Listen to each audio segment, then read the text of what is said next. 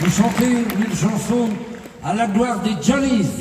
Les Johnnies, c'est des types qu'on appelle comme ça parce qu'ils cultivent traditionnellement l'oignon rose de Roscoff, qui est réputé à juste titre pour être le plus bel et le meilleur oignon du monde.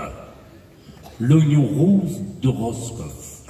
Et les Johnnies, on les appelle comme ça parce que quand ils avaient fait leur récolte au début de l'été, ils partaient, surtout pendant tout le XXe siècle, et au début du XXe siècle déjà, ils traversaient la Manche pour aller vendre leurs oignons aux Anglais, aux Gallois, jusque les Cornouaillais, puis même quelquefois un peu plus loin.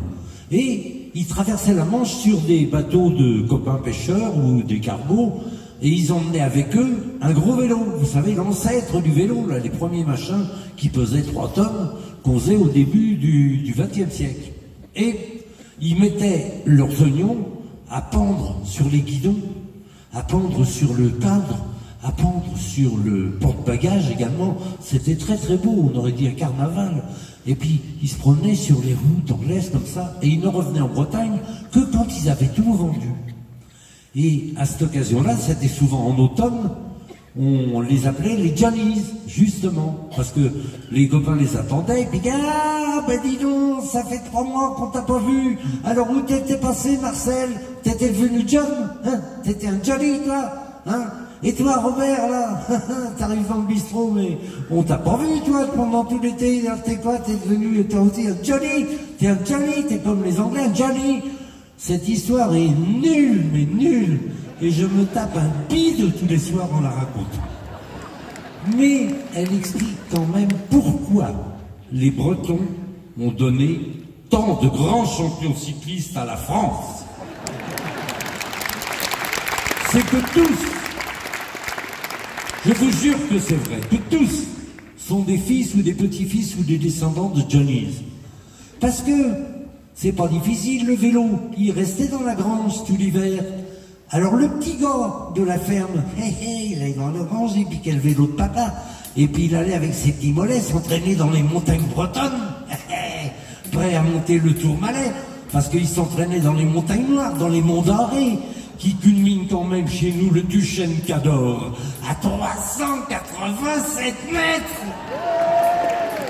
Le Tourmalet, c'est une rigolade à côté.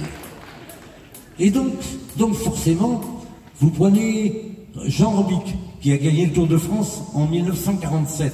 Bah, c'était un fils de Johnny, hein. Il n'a pas chiqué. Quelques années après, Louison Bobet. Il a gagné plusieurs Tours de France, lui. C'était un neveu de Johnny. Eh ouais, eh ouais. Après, vous avez eu Bernard Hinault, forcément. Arrière-petit-neveu de Johnny. Récemment, Warren Barguil, qui il y a 2 ans, s'est tapé le Grand Prix de la montagne. C'est un breton, hein, bon, aussi. Et il est arrière de petit-fils, oui, de Johnny, aussi. Vous avez dans les bretons de la famille de Johnny, je vous fais du cyclisme aussi, Raymond Poulidor. Vous avez également Fausto Coppi, Raphaël Geminiani, Gino Bartali, Lance Armstrong, non pas lui.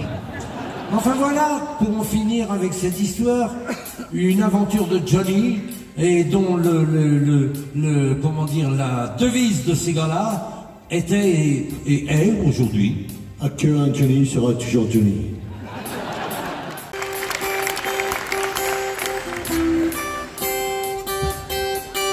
C'est du porte-à-porte chez les Anglais. Vivre Johnny, vivre. Maudit soit le bateau qui nous débarquait. Aurons-nous le temps de vivre? Vivre Johnny, vivre. Oh, vivre Johnny, vivre. Les chapelets d'oignons, c'est la cargaison qu'il faut vendre pour survivre. Un vélo rouillé, un rafio pourri. Vivre Johnny, vivre. Le poston bourré de jour comme de nuit. Aurons-nous le temps de vivre? Vivre Johnny, vivre. Oh, vivre Johnny, vivre. Les chapelets d'oignons, c'est la cargaison qu'il faut vendre pour survivre.